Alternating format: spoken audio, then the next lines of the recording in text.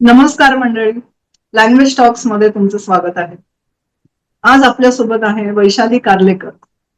यापूर्वी language talks वर तिची ओळख लेखिका म्हणून आपल्याला झालेली आहे, परंतु आज ती आलेली आहे तिच्या एका नवीन उपक्रमाविषयी, म्हणजेच तिने सुरू केलेल्या विश्वास प्रकाशनाविषयी बोलावे.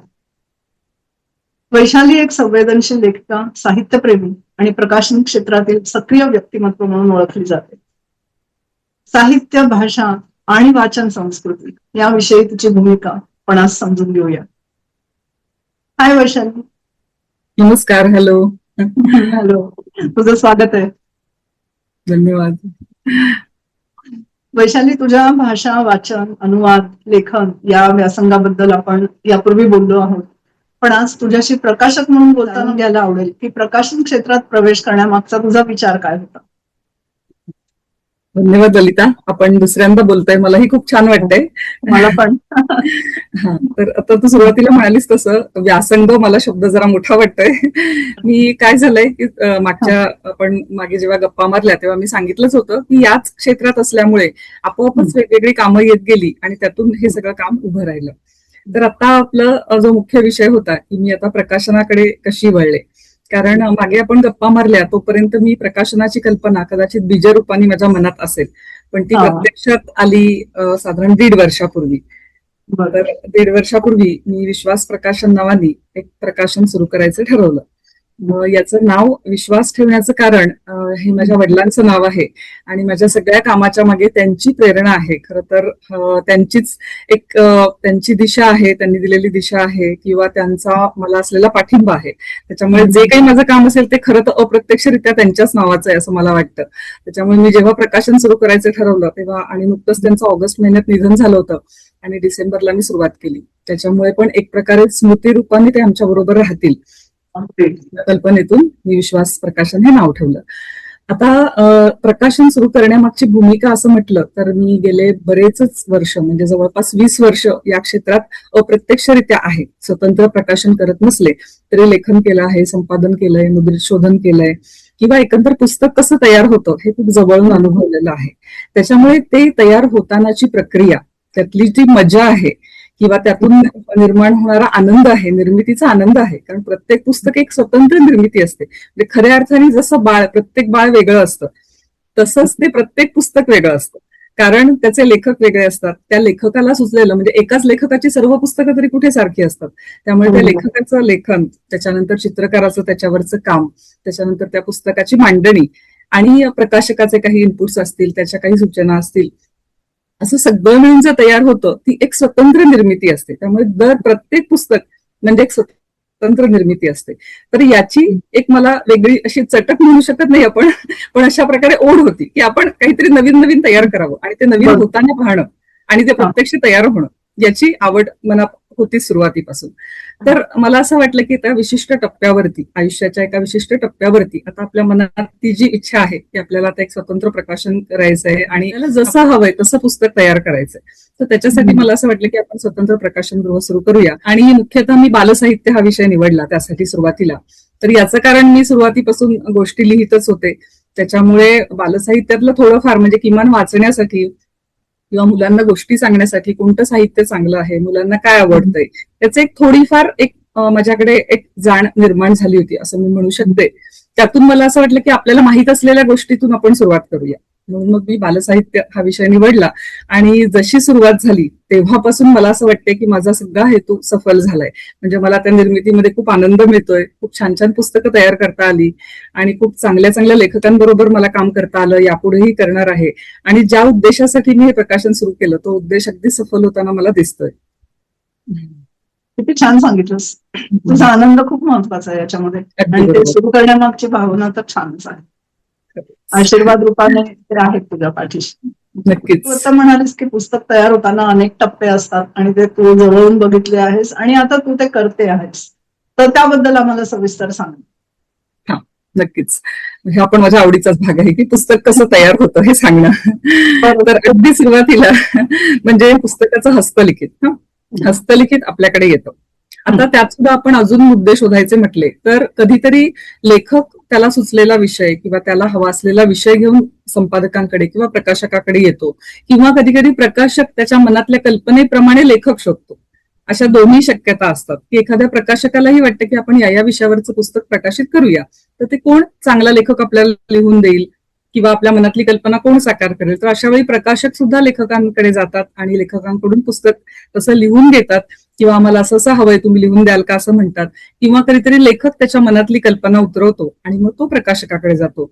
आणि हे दोघंही भेटल्यानंतर पुन्हा त्या हस्तलिखितामध्ये खूप बदल होऊ शकतात. म्हणजे त्या पुस्तकाच्या कल्पनेमध्ये खूप बदल होऊ शकतात की लेखकाने लिहिलेला मजकूर, त्याच्यामध्ये संपादकाचा महत्वाचा भाग आहे आणि प्रकाशकाचा महत्वाचा भाग आहे. तर जेव्हा मजकूर प्रकाशकाकडे येतो तेव्हा प्रकाशक आणि संपादक, प्रकाशक आता दोन्ही भूमिका मी केलेल्या आहेत. मी संपादकही होते बराच काळ, आताही माझ्या प्रकाशनात बरेचदा मी संपादन करते, त्याच्यामुळे मी संपादकाच्या भूमिकेतूनही पाहते, पण आता मला त्याच्या पलीकडे जाऊन प्रकाशकाच्या भूमिकेतून पाहावं लागतं. तर थोडस प्रकाशकाची भूमिका ही थोडीशी व्यवहार पाहण्याची पण आहे, कारण आपण प्रकाशन संस्था सुरू केलेली आहे. तो एक प्रकारे एक व्यावसायिक त्याचं रूप आहे. तर व्यवसाय म्हटला की त्याच्यामध्ये नफा तोटा आला, त्याच्यामध्ये काही गणितं आली की ते पुस्तक आपलं चाललं पाहिजे, किमान विकलं गेलं पाहिजे. आणि हे कशासाठी आहे तर आपल्याला हा गाडा सुरू ठेवायचा. मी असं करू शकते की कोणतंही मला आवडलं पुस्तक मी प्रकाशित केलं, पण मला तो गाडा सुरू ठेवायला जी ऊर्जा लागेल, इंधन लागेल त्याच्यासाठी, तर त्याच्यासाठी मी अशा प्रकारे ही पुस्तकं निर्मिती केली पाहिजे पुस्तकांची की जी विकली गेली पाहिजेत, लोकांना आवडली पाहिजेत, ज्यातून मला नवीन बळ मिळेल आणि मी अजून नवीन पुस्तकं निर्मिती करेन. तर हा जो दृष्टिकोन आहे तो प्रकाशकाचा त्या पुस्तकाकडे पाहण्याचा असतो. त्याच्यामुळे एखादा हस्तलिखित किंवा कच्चा मसुदा प्रकाशकाकडे आला की प्रकाशकाला हा निर्णय घ्यावा लागतो की हे व्यावहारिकदृष्ट्या किती यशस्वी होऊ शकतंय. पण एवढं मात्र आहे की कदाचित हे व्यावहारिकदृष्ट्या यशस्वी होऊ शकणार नाही असं असलं तरी सुद्धा प्रकाशक ते पुस्तक प्रकाशित करण्याचा निर्णय घेतात. प्रत्येक वेळी ही कसोटी लावली जातेच असं नाही, कारण मी म्हटलं तसं की त्यात आनंद आहे, हे छान पुस्तक आहे, हे छान पुस्तक होईल, बहुतेक विकलं जाईल, पण समजा नाही विकलं गेलं तरी चालेल, हे खूप छान पुस्तक होणार आहे, आपण करूया, असा निर्णय सुद्धा नक्कीच प्रकाशक घेतात. म्हणजे मी सुद्धा घेते आणि अनेक प्रकाशकांनी घेतलेला आहे अजूनपर्यंत, म्हणून आपल्याला खूप चांगली चांगली पुस्तकं मिळालेली आहेत.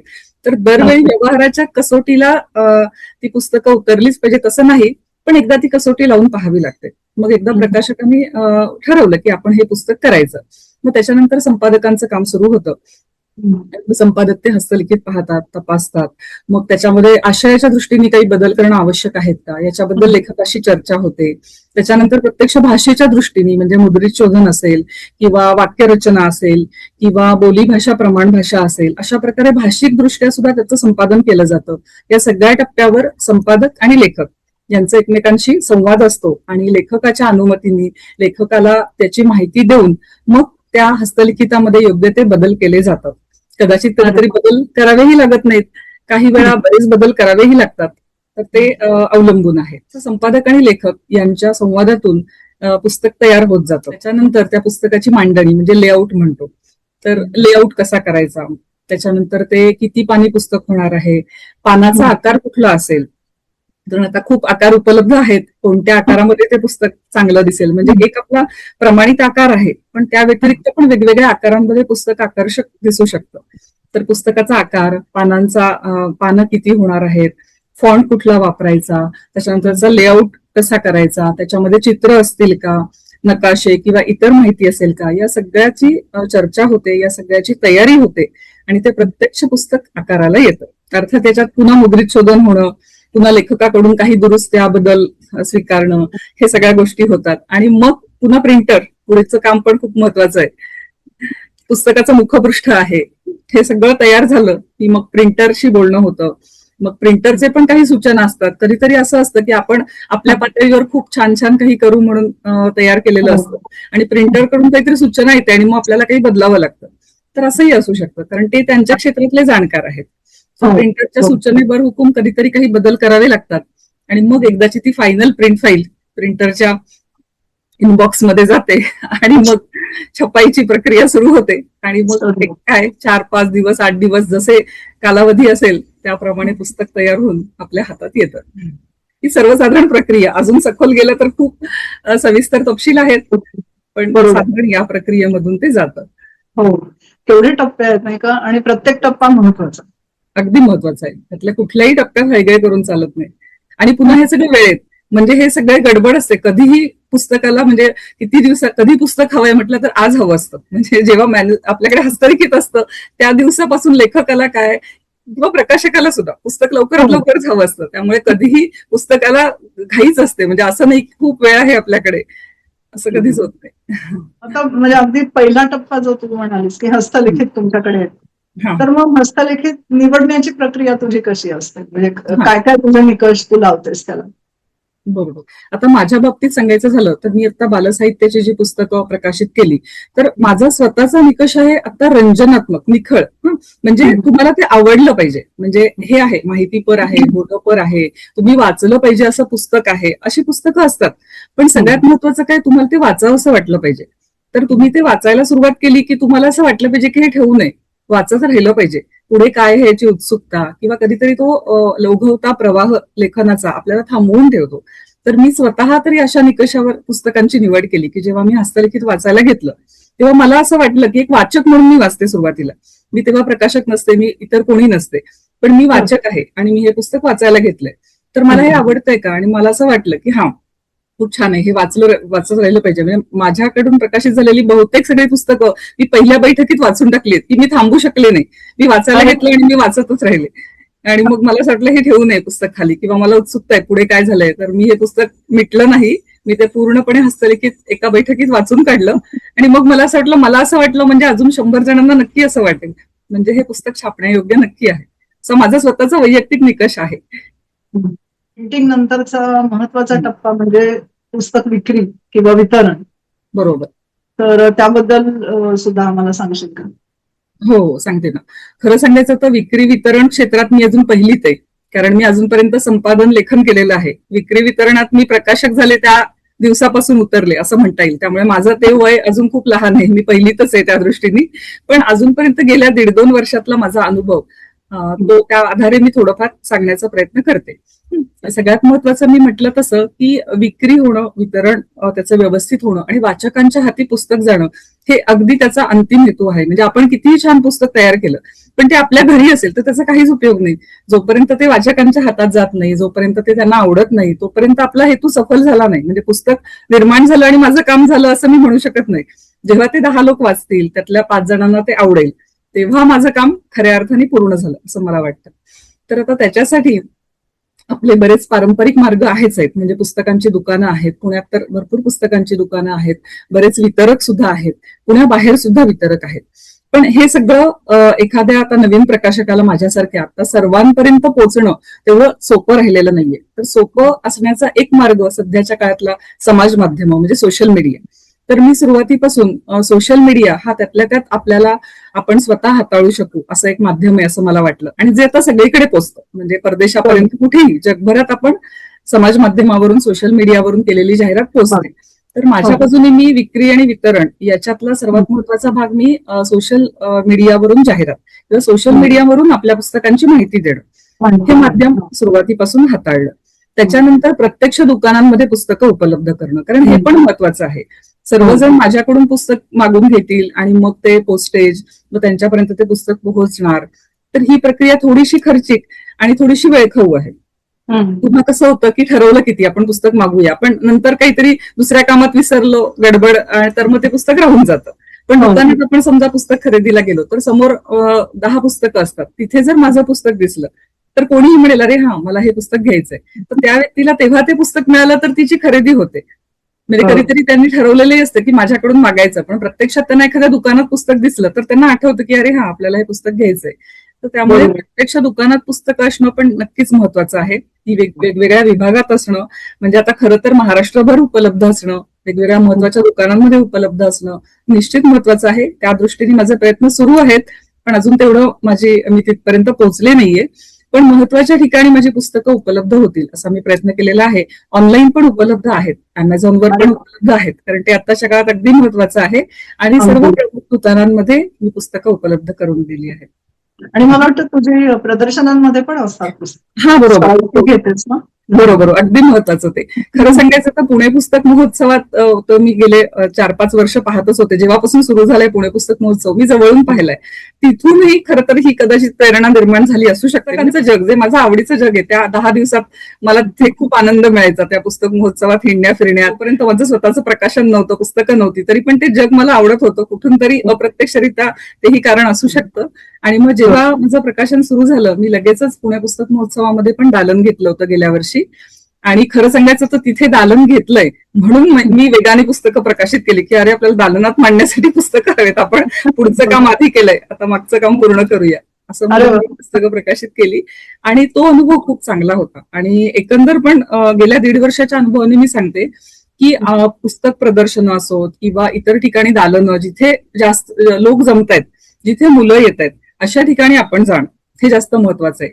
जसं मी म्हटलं होतं मागे की आपण पुस्तकं वाचकांपर्यंत जाण्यासाठी पुस्तकांनी उठून वाचकांपर्यंत जाणं आता आवश्यक आहे. म्हणजे वाचक जर पुस्तक शोधत आला नाही तर हरकत नाही, पण पुस्तकं वाचक शोधत गेली पाहिजेत असं मला वाटतं. त्याच्यामुळे जिथे शक्य आहे तिथे आपली पुस्तकं दर्शनी भागात असावीत, की त्यांना घेता यावी, हे मला खूप महत्वाचं वाटतं. त्यामुळे जिथे कुठे संधी असेल, अगदी छोटंसं प्रदर्शन का असे ना, मी तिथे शक्यतो तिथे माझी पुस्तकं असतील असा प्रयत्न करते. मला काही जणांची मदतही मिळते, पण मदत नाही मिळाली तर मी प्रत्यक्ष मी स्वतः एकटीने सुद्धा पुस्तकं घेऊन खूप ठिकाणी गेलेली. आणि खरं सांगायचं तर त्यामुळे मला बऱ्याच वाचकांची भेट होते. मी स्वतः पण प्रदर्शनात थांबते, तिथे मला बालवाचक भेटतात आणि मग कळतं मला की कुठल्या पुस्तकाला आधी हात लावतायत. असं एक 3-4 पुस्तकं असली तरी एखादं पुस्तक काही मुलं पटकन उचलतात, काही मुलं तिथल्या तिथे वाचतात, काही जण तिथली गाणी म्हणतात. असं सगळं ते बघण्याला खूप आनंद असतो, कारण शेवटी पुस्तक त्यांच्यासाठी तयार केलंय. आणि मी जर हे पाहिलंच नाही की माझा वाचक कोण आहे किंवा माझ्या वाचकाला पुस्तक आवडते की नाही, तर त्याचा काहीच उपयोग नाही. त्यामुळे मला उलट प्रदर्शनात स्वतःही थांबायला आवडतं. मला मदत करणारे किती जण असले तरी मी शक्यतो जास्तीत जास्त वेळ थांबते आणि माझी पुस्तकं लोकांनी विकत घेताना पाहते, की तो जो आनंद आहे की यांनी आपलं पैसे देऊन पुस्तक विकत घेतलंय, म्हणजे निश्चितपणे आपण काहीतरी चांगलं काम केलंय आणि त्यांना ते आवडलंय, तिथल्या तिथे मला पावती मिळते. म्हणजे काही काही पुस्तकांबद्दल मला तिथल्या तिथे वाचकांनी सांगितलं खूप छान पुस्तक केलंय तुम्ही. ते आपल्याला कुठूनही समाधान दुसरीकडून मिळणार नाही, वाचकांकडूनच मिळेल. त्यामुळे हा खरा आनंद आहे ज्याच्यासाठी तू काम करतेस, हा खरा आनंद. निश्चित निश्चित. वैशाली, विश्वास प्रकाशनातर्फे तू कोणती कोणती पुस्तकं प्रकाशित केली असते सांग ना मला सविस्तर. हा, सगळ्यात पहिलं पुस्तक जे खूपच खरंच महत्वाचं आहे आणि त्याची दुसरी आवृत्ती आता नुकतीच आली, ही पण आनंदाची गोष्ट आहे. 1 वर्षात मी त्याची दुसरी आवृत्ती प्रकाशित करू शकले. तर पहिलं पुस्तक माझं हास्य देशातील आणि परदेशातील अशा नावाचं पुस्तक. तर ते पुस्तक मधुकर धर्मापुरीकर यांनी लिहिलंय. आणि मधुकर धर्मापुरीकर व्यंगचित्रांबद्दल लेखन करणारे म्हणून प्रसिद्ध आहेत, ते प्रसिद्ध अनुवादक सुद्धा आहेत. आणि त्यांची खूप छान अशी खट्याळ शैली आहे, म्हणजे त्यांचं लिहिलेलं वाचकांना आवडतं वाचायला. बोलतो जसं आपण तसं ते सहज भाषेत लिहितात. तर व्यंगचित्रांवर त्यांचा अभ्यास असल्यामुळे त्यांच्या मनात अशी एक कल्पना होती की एकाच विषयावर देशातली आणि परदेशातली अशी व्यंगचित्र, ते खूप मोठे व्यंगचित्रांचे संग्रह होते, हजारो व्यंगचित्र त्यांच्याकडे आहेत आणि परदेशातली पण आहेत. त्यामुळे त्यांना लगेचच तो विषय सुचला आणि त्यांनी माझ्यासमोर हा मांडला की आपण असं करूया, एक भारतातला व्यंगचित्रकार, एक परदेशातला व्यंगचित्रकार. आणि मग एका पानावर इकडे भारतातलं व्यंगचित्र, या बाजूला परदेशातलं व्यंगचित्र, आणि दोन्हींबद्दल त्यांनी केलेली टिप्पणी, त्यातलं सौंदर्य, म्हणजे त्या चित्रातलं सौंदर्य, त्या चित्रातले भाव, चित्रात व्यंगचित्रकार काय सांगू इच्छितोय याबद्दलही त्यांनी लिहिलंय. म्हणजे खरं तर व्यंगचित्र कसं पाहावं याचा त्याच्यामध्ये एक थोडासा हे दिलेला आहे, पाठ दिलेला आहे असं आपण म्हणू शकतो. व्यंगचित्र कसं, आस्वाद कसा घ्यावा त्याचा, हे त्यांनी त्याच्यामध्ये लिहिलंय. तर हे महत्वाचं शिक्षणच आहे, नाही? अगदी महत्वाचं शिक्षण आहे. आणि त्यांनी सांगितल्याप्रमाणेच की ज्याला व्हिज्युअल आपण म्हणतो, की म्हणजे दृश्य समजून घेणं किंवा दृश्य कलेचं ज्ञान, हे आपल्याकडे सुरुवातीपासून थोडंसं मागे राहिलंय. की मुलांना चित्रातलं म्हणजे अक्षरातलं ज्ञान, आपण अभ्यासाकडे लक्ष देतो तेव्हा ते अक्षरातलं ज्ञान, अंकज्ञान होतं, पण दृश्यकलेचं ज्ञान कुठेतरी आपल्याकडे थोडंसं मागे राहतं मुलांपर्यंत पोहोचत. तर त्या उद्देशाने पण ते पुस्तक खूप महत्वाचं ठरलं. तर ते खूप छान पुस्तक झालं. गिरीश सहस्त्रबुद्धे त्याची रचना केलेली आहे. आणि सर्वात महत्वाचं म्हणजे या पुस्तकाला शी द. फडणीस यांचा अभिप्राय आहे.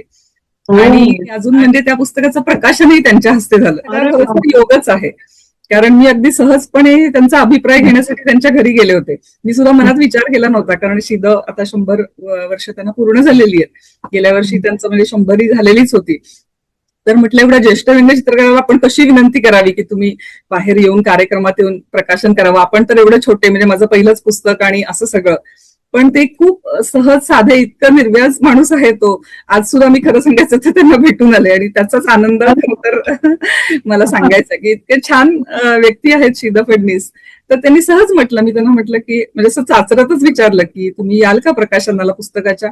हो येईन ना, फक्त संध्याकाळची वेळ ठेवा. म्हटलं हो, तुम्ही म्हणाल ती वेळ, म्हणाल तो दिवस.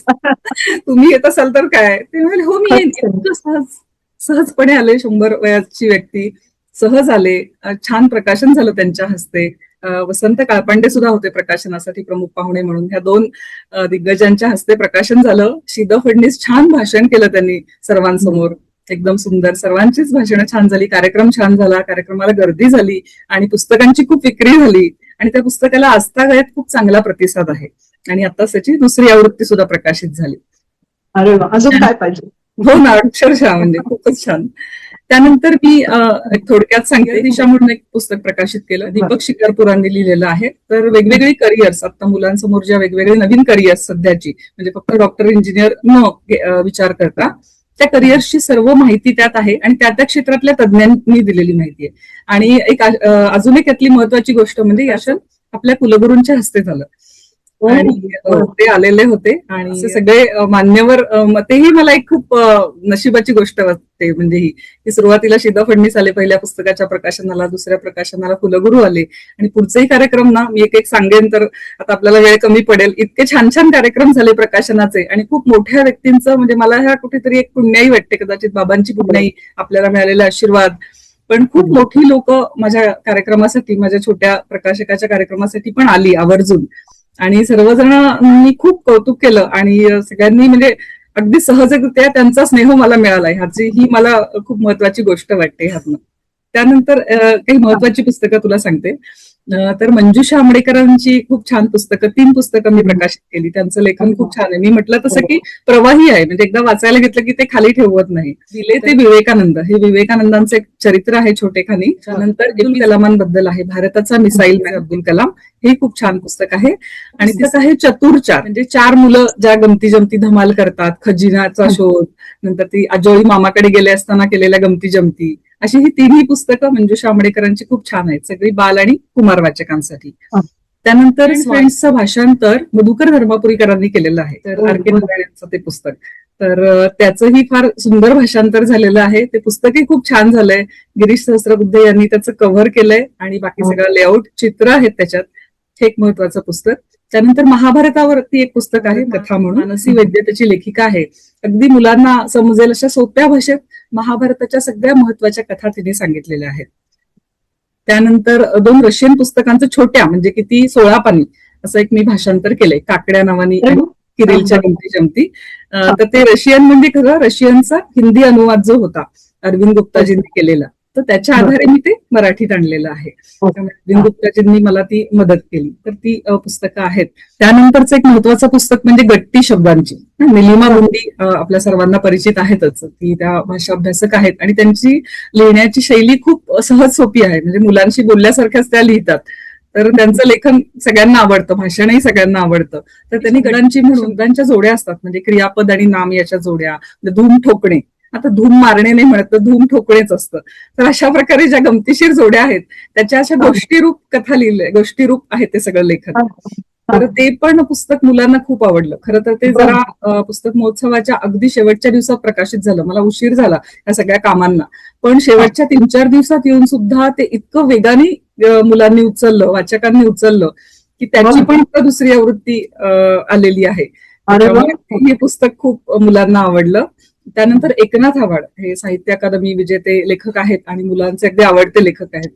तर एकनाथ आवाड यांचे आत्ताच मी गणी हे एक पुस्तक प्रकाशित केलंय, मजेदार कोडी. छोटी छोटी कोडी त्याच्यात आहेत. आणि निलिमा गुंडींचं अजून एक आत्ता पुस्तक प्रकाशित झालं, अर्थाचा पत्ता सापडला. असं याच्यामध्ये सुद्धा वेगवेगळ्या शब्दांचं लेखन कसं करावं किंवा अर्थ लक्षात घेऊन मग आपण शब्दलेखन जर लक्षात ठेवलं तर चुकत नाही शक्यतो, असं त्यांनी सांगितलंय वेगवेगळ्या उदाहरणातून. तर अशी खूप छान छान पुस्तकं झालेत आणि लेखकांची नावं ऐकल्यावर लक्षात आलंच असेल की किती मोठ्या मोठ्या लेखकांनी लिहिलंय. तर ही मला खूप महत्वाची गोष्ट वाटते. खूपच छान आहे. तर तुझ्या प्रकाशन संस्थेचं काय वैशिष्ट्य सांगशील? सगळ्यात महत्वाचं म्हणजे त्याची निर्मिती अगदी उत्तम, म्हणजे दर्जा उत्कृष्ट असला पाहिजे याकडे माझं लक्ष आहे. कारण कसं सांगा, एकतर ती मुलांच्या हातात जाणारी पुस्तकं आहेत, तर त्याचा कागद चांगला असला पाहिजे. म्हणजे असं नको की तो कागद चांगल्या दर्जाचा नाहीये, छपाई चांगल्या प्रकारे झाली नाही, बाइंडिंग, अगदी पुस्तक हातात घेतल्यावर ते दर्जेदार घ्यावंसं वाटलं पाहिजे आणि ते छान हाताळल्यावर सुद्धा टिकलं पाहिजे. त्यामुळे त्याचा दर्जा चांगला असेल, कागद चांगला वापरला असेल, त्याचा फॉन्ट चांगला असेल, याबद्दल मी दक्ष राहते.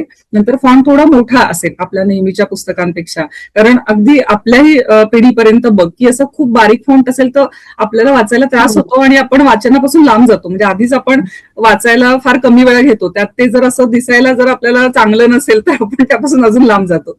तर फॉन्टही जरा मोठा सुटसुटीत असेल, त्यात चित्र शक्यतो असतील असा मी प्रयत्न करते. आणि एकूणच दर्जेदार, म्हणजे पुस्तक आपल्याला हातात घ्यावं असं वाटेल, त्याचं मुखपृष्ठ आकर्षक असेल असा मी प्रयत्न करते. आणि मुख्यतः भाषा तर आहेच, म्हणजे लेखकही चांगले आहेत, पण त्याचं मुद्रित शोधन संपादन चांगलं झालेलं असेल, त्यात ते चूक राहता कामा नये, कारण ते मुलांच्या हातात जाणार आहे.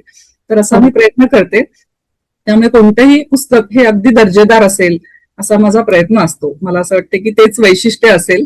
अर्थात त्याच्यासाठी त्याच्यावर थोडे कष्ट करावे लागतात, पण त्या कष्टांचा आनंद आपल्याला मिळतो नंतर. नक्कीच. पुस्तकांचा किंवा वाचनाचा प्रचार होण्यासाठी काय करायला हवं असं तुला वाटतं? बरोबर. ती खरं तर म्हणजे खूप अवघड गोष्ट झाली. म्हणजे याच्यावर खूप जण विचार करतात आणि खूप जणांनी वेगवेगळे उपाय सुचवलेत. मी माझ्या पातळीवरचे काही उपाय असं म्हणता येणार नाही, पण एवढं खरं आहे की पुस्तकाला असं काहीतरी एक मला असं वाटतं ग्लॅमर म्हणतो ना आपण, की ज्याला काहीतरी महत्वाची गोष्ट आहे. आजचं जग असं ग्लॅमरचं आहे की एखादी फॅशन येणं, एखादा ट्रेंड येणं, तसं पुस्तक वाचनाला एक ग्लॅमर मिळालं पाहिजे, की पुस्तक वाचतोय म्हणजे काहीतरी चांगलं करतोय किंवा काहीतरी महत्वाची गोष्ट आहे. हे जेव्हा मुलांना किंवा मोठ्यांना पटेल ना, तेव्हा फॅशन म्हणून का होईना पण लोक पुस्तक हातात घेतील. आणि एकदा पुस्तक हातात घेतल्यावर ते वाचनीय असेल. म्हणजे बरेच प्रकाशकांचा हा प्रयत्न असतोच, त्याच्यामुळे पुस्तक किमान हातात घेतलं पाहिजे. एकदा हातात घेतलं की लोक ते वाचायला लागतील. म्हणजे आपण जसं आता वेगवेगळ्या मध्यंतरी मी एक फोटो बघितला, तर त्या मॉडेलनी हातात पुस्तक घेतलं होतं. म्हणजे बाकी आपण मॉडेलचे वेगवेगळ्या कुठलेही फोटो बघतो तर ते कुठेही निसर्गरम्य दृश्यात असतात, अजून कशाचे असतात, पण त्या मॉडेलनी पुस्तक हातात घेतलं तर मला खूप छान वाटलं. मला असं वाटलं की तशा अर्थाने पुस्तकाचं आणि वाचनाचं एक ग्लॅमर त्याला मिळालं पाहिजे. तर असं आपण काहीतरी मुद्दाम जाणीवपूर्वक प्रयत्न केला पाहिजे की ज्यामुळे वाचन ही खूप महत्वाची गोष्ट आहे, हे लोकांना पटेल. आणि अजून म्हणजे स्ट्रिक्टली काही काळ आपण रोज अमुक पुस्तक अमुक पानं वाचायची किंवा अमुक ते अमुक वेळ वाचायचं असं प्रत्येकाने ठरवलं आणि थोडंसं ते घरात मोठ्याने ठरवलं तर मग ते लहान मुलांपर्यंत जाईल. आणि मला बालसाहित्यावर काम करताना अजून एक माझा उद्देश होता की आता खरे वाचक जे आहेत ना, किंवा आपल्याला खरे वाचक जे घडवायचे ती लहान मुलंच आहेत. आता इथे जर काम केलं ना बालवाचकांवर, तर आपली पुढची पिढी वाचक राहील. मोठे लोकांपैकी जे वाचक आता आहेत ते आहेत आणि जे नाही आहेत ते नाहीयेत. म्हणजे त्यांना आपण खूप बदलू नाही शकत. म्हणजे आता सुद्धा जे खरे वाचक आहेत ना, ते खरंच पुस्तक वाचतात. म्हणजे त्यांचा कदाचित वाचनाचा कालावधी कमी झाला असेल. पूर्वी एवढे तास वाचायचे, आता कमी वेळ वाचतात, पण त्यांनी वाचन सोडलं नाहीये. पण जे पूर्वीही वाचत नव्हते ते आता तर नाहीच वाचत आहेत, ते फक्त मोबाईल पाहतात असं होतं. पण बालवाचक ही आपल्या समोर एक मोठी काय नांगरल्यावी भूमी आहे की तिथे आता आपण काम करू शकतो. की त्यांच्या मनात जर आतापासून आपण वाचनाचे काही संस्कार देऊ शकलो तर उद्या आपलं काम सोपं होणार आहे. की ती पिढी पुढे जाईल आणि तिला वाचनाची काही ना काहीतरी एक सवय राहील आणि मग पुढे ती पुढच्या पिढीला ती देईल.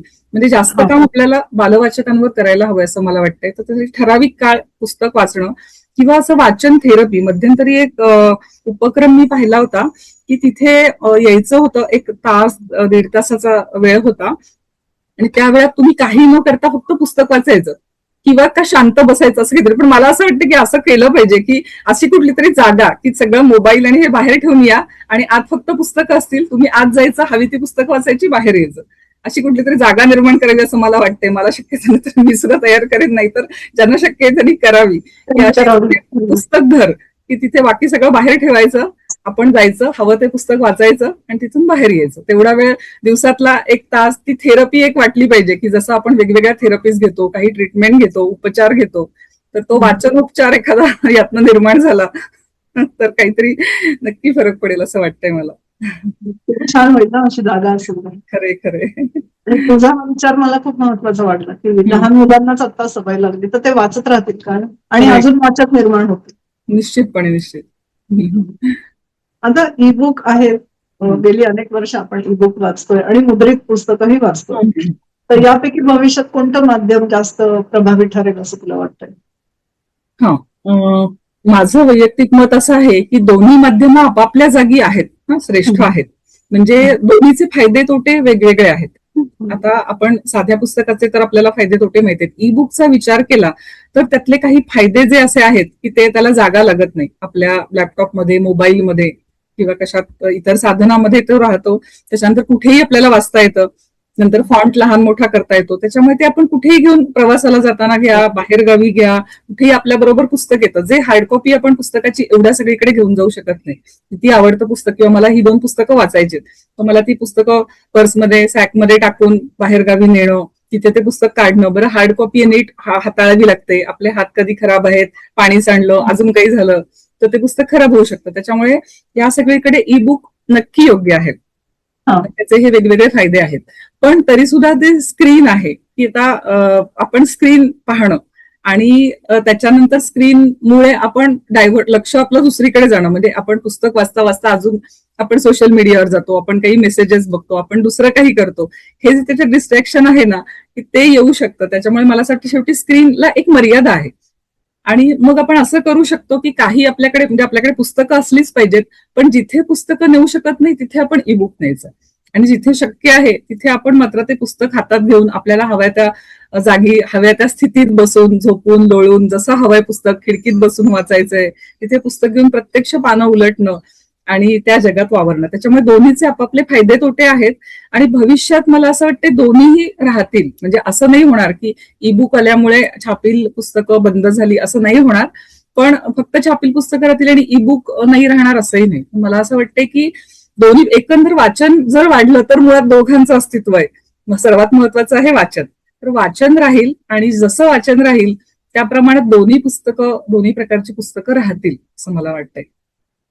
वैशाली, सध्या कोणत्या पुस्तकाचं काम चालू आहे? हा, आता तसं म्हटलं तर हे गुपितपण आहे. मी आधी कसं सांगू? आम्हाला सांग. सांगू का? तर अगदी नावं नाही सांगता येणार कारण नावं ठरायची पण आहेत. पण मंजुषा आंबडेकरांचं एक पुस्तक आहे की ज्याची तयारी सुरू आहे. निलिमा ताईंचं एक पुस्तक आहे, निलिमा गुंडींचं पुस्तक आहे, एकनाथ आव्हाडांचं पुस्तक आहे. खरं सांगायचं तर ज्या लेखकांनी आधी लिहिलेलं आहे ना, त्या सर्वच लेखकांची जवळपास पुढची एक दोन पुस्तकं आता तयार होत आहेत. त्या व्यतिरिक्त पण एक 3-4 नवीन लेखकांशी पण बोलणं सुरू आहे. त्याच्यामुळे ही पुस्तकं लवकरच होतील. आता माझं असं उद्दिष्ट आहे की येत्या नोव्हेंबर पर्यंत ही सगळी पुस्तकं बाहेर येतील असं माझं साधारण नियोजन आहे. कारण आता मध्ये पावसाळाच आहे आणि एकंदरच जरा नवीन शाळा सुरू होणं, या सगळ्या गडबडीत मुलं आणि त्यांचे पालक असतात. त्यामुळे पुस्तकांची नव्याने खरेदी फारशी होतेच असं नाही. आणि एकंदरच पावसाळ्यात पुस्तकाचं वितरण आणि बाकी सगळ्या गोष्टींना मर्यादा येते. तर मग दिवाळीच्या दरम्यान पुन्हा एकदा सगळी हलचल सुरू होते. दिवाळीच्या दरम्यान आपण एकमेकांना भेटवस्तू देतो, तर तेव्हा पुस्तकासारखी भेटवस्तू देता येईल. त्याच्यामुळे अजून एक साधारण 6-7 पुस्तकांची योजना आहे की जी दिवाळीमध्ये प्रत्यक्षात येईल. अजून एक म्हणजे यावर्षी दिवाळी अंक काढण्याचंही माझं नियोजन आहे. ते पण एक महत्वाचं मोठं काम आहे. तर ती सगळी गडबड येत्या 3-4 महिन्यात आहे. दिवाळी अंक पण असेल पहिलाच. ही कल्पना मला फार आवडली, दिवाळी अंक. छान. तू मगाशी उल्लेख केलास की वेगवेगळ्या दुकानांमध्ये पुस्तकं उपलब्ध आहेत, अमेझॉनवर पण आहेत. तर आम्हाला मागवायची असतील पुस्तकं तर अमेझॉनवरून आम्ही मागवू शकतो ऑनलाईन, बरोबर? हो, निश्चितपणे. आता माझ्याकडून तर तुम्ही वैयक्तिक कधीही मागवू शकता. म्हणजे मी स्वतःही त्याचं पाठवतेच. आता पोस्टाने आपल्याला कुठेही पुस्तक भारतात काय कुठेही पाठवता येतं. तर मी स्वतः माझ्याशी संपर्क साधला तर मी पुस्तकं देऊ शकतेच. त्याबरोबर मी म्हटलं तसं महत्वाच्या सगळ्या दुकानांमध्ये, म्हणजे अक्षरधारा असेल, पुस्तक विश्व असेल, त्यानंतर रसिक साहित्य असेल, पुस्तक पेठ आहे, नंतर उपगंगा आहे. पुण्यातल्या ह्या महत्वाच्या ठिकाणी माझी पुस्तकं उपलब्ध आहेत. त्याचबरोबर पाटील एंटरप्राइजेस तर्फे महाराष्ट्रभर त्याचं वितरण सुरू आहे. त्याच्यानंतर अमेझॉनवर आहेतच निश्चितपणे. त्याच्यामुळे या कुठूनही वाचक पुस्तक मागवू शकतात आणि त्यांना त्याच्यातल्या विशेष सवलतीसह पुस्तक नक्की मिळेल. वैशाली, सध्या तू मराठी भाषेतली पुस्तकं प्रकाशित करतेस, तर पुढे जाऊन इतर कोणत्या भाषांमधनं पुस्तकं प्रकाशित करणार आहेस का? असं काही प्लॅन आहे? हो, म्हणजे सुरुवात करताना तरी मी असा विचार केला नव्हता इतर भाषांबद्दल. एक म्हणजे मराठीविषयी प्रेम. म्हणजे माझं स्वतःचं मत आहे की जास्तीत जास्तच उत्तम दर्जाची मराठी पुस्तकं आलीच पाहिजेत आणि हो. त्याच्यासाठी मी प्रयत्न निश्चितपणे केले पाहिजेत. तर माझं ते कर्तव्यच आहे. त्याच्यामुळे मराठी पुस्तकं प्रकाशित करणं हे माझं आद्य कर्तव्य आहेच. त्याबरोबर इंग्रजी काही पुस्तकांचे प्रस्ताव माझ्याकडे आलेले आहेत. तर बरं. त्याच्यामुळे आणि त्या गोष्टी छान आहेत. तर मला असं वाटतं की केवळ इंग्रजी आहे म्हणून मी नाकाराव्या का? तर कदाचित इंग्रजी पुस्तकं येत्या 6 महिन्यात छोटी येऊ शकतात. अजूनपर्यंत तरी त्या व्यतिरिक्त भाषेचा प्रस्ताव माझ्याकडे आला नाहीये.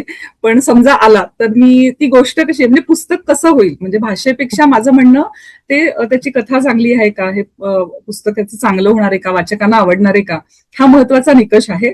कोणत्याही भाषेतलं असेल तरी पण ते पुस्तक जर छान होणार असेल तर मी त्याचा नक्की विचार करेन. किती छान. म्हणजे हे आश्वासन खूप छान आहे की इतर भाषांमध्ये सुद्धा तू काम करणार आहेस. नक्कीच.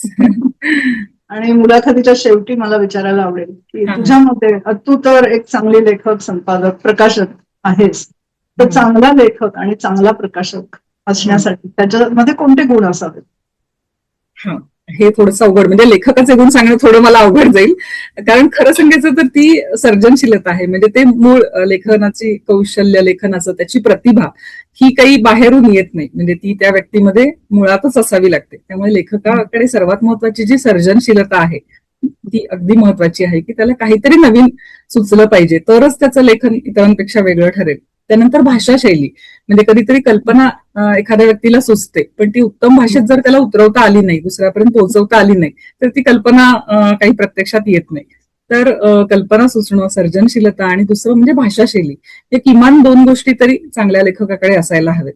आणि आता तिसरा गुण, हा गुण म्हणता येईल किंवा नाही मला माहित नाही, पण लवचिकता हा एक आहे गुण की दोन्ही आहे. म्हणजे अशी पण काही उदाहरणं आहेत की लेखकांनी त्याच्या संहितेमध्ये संपादक किंवा इतरांच्या सूचनेने बदल केल्यामुळे ती संहिता जास्त उच्च दर्जाला पोहोचली, लोकप्रिय झाली.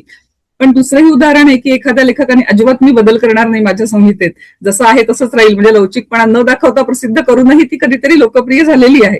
पण माझ्या दृष्टीने लवचिकता हा गुण आहे की शेवटी लेखक एकाच व्यक्तीने निर्णय घेण्यापेक्षा त्यांनी 4 व्यक्तींचा सल्ला घेऊन त्यांचा अभिप्राय लक्षात घेऊन लेखनात जर बदल करायचे ठरवले तर ते लेखन कदाचित जास्त उत्तम होऊ शकतं असं मला वाटतं.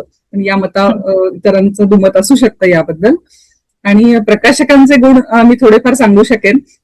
सगळे माझ्यात आलेले आहेत असं नाही पण यायला पाहिजेत किंवा असले पाहिजेत असे गुण. तर सगळ्यात महत्वाचं म्हणजे त्याला साहित्याची जाण असली पाहिजे की चांगलं साहित्य किंवा उत्तम साहित्य हे त्याला कळलं पाहिजे. प्रकाशक हा काही फक्त इतर व्यावसायिक किंवा विक्रेता नाहीये. प्रकाशक हा साहित्यातला जाणकार असला पाहिजे एका ठराविक पातळीपर्यंत. नाही म्हणत की अगदी लेखका इतकं किंवा साहित्यिका इतकी जाण त्याला असेल, पण एका ठराविक पातळीपर्यंत प्रकाशकाला साहित्याची जाण असली पाहिजे. हे उत्तम साहित्य आहे, हे नाही, हे त्याला कळलं पाहिजे. आणि ती जाण असल्यानंतर त्याची व्यावसायिक बाजू पण त्याला समजून घेता आली पाहिजे की हे प्रत्यक्षात आपल्याला आणायचंय तर ते व्यवसाय म्हणून किंवा हे पुस्तक म्हणून किती विकलं जाईल, त्यातनं एक नफा तोट्याचं गणित किमान याच्यामध्ये कमीत कमी तोटा होईल किंवा तोटा होणार नाही, त्यानंतर नफा झाला तर चांगली गोष्ट आहे. तर हा विचार त्याला करता आला पाहिजे. त्यानंतर प्रामाणिकपणा हा पण मला महत्वाचा गुण वाटतो.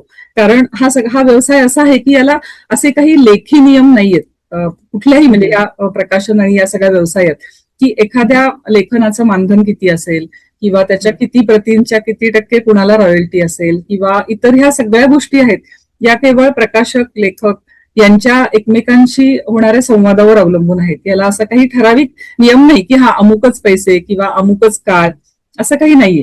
तर त्यामुळे या सगळ्यात जेवढी पारदर्शकता असेल तेवढा हा व्यवहार जास्त दोघांच्याही बाजूने चांगला होतो. तर त्याच्यामुळे प्रामाणिकपणा खूप महत्वाचा आहे. आणि निश्चितपणे संवाद कौशल्य असलं पाहिजे. कारण प्रकाशकाला एवढ्या लोकांशी बोलावं लागतं, तर लेखकापासून इतर सगळ्या आणि विक्रेत्यांशी बोलणं किंवा मी म्हटलं तसं वाचकांशी बोलणं, तर प्रकाशकामध्ये संवाद कौशल्यही असलं पाहिजे, संयम असला पाहिजे. आपलं पुस्तक आज आपण प्रकाशित करतोय त्याच्यातला नफा दिसायला किंवा त्यातला असं दिसायला खूप काळ जाऊ शकतो, तर त्याला संयमानेच वागावं लागतं. असं नाही होत की आज माझं पुस्तक प्रकाशित झालं आणि त्याचा काही मोबदला मला आज मिळाला. तर ठराविक काळाने संयम ठेवूनच त्याला राहावं लागतं. असे बरेच गुण सांगता येतील आणि मी तुला म्हटलं असं की सगळे माझ्यात आहेत असं नाही, पण मी प्रयत्न करते की हे गुण यावेत. निश्चितच. वैशाली, तुझ्या आगामी पुस्तकांसाठी तुला खूप खूप शुभेच्छा. धन्यवाद, मलाही खूप छान वाटलं. आणि तू विश्वास प्रकाशनाविषयी माहिती दिलीस त्याबद्दल खूप धन्यवाद. खूप आभार, मला तू पुन्हा बोलवलंस आणि या माझ्या आवडत्या विषयावर आपल्याला पुन्हा बोलता आलं याचा मला खूप आनंद आहे. तर मंडळी भेटूया पुढच्या एपिसोडमध्ये.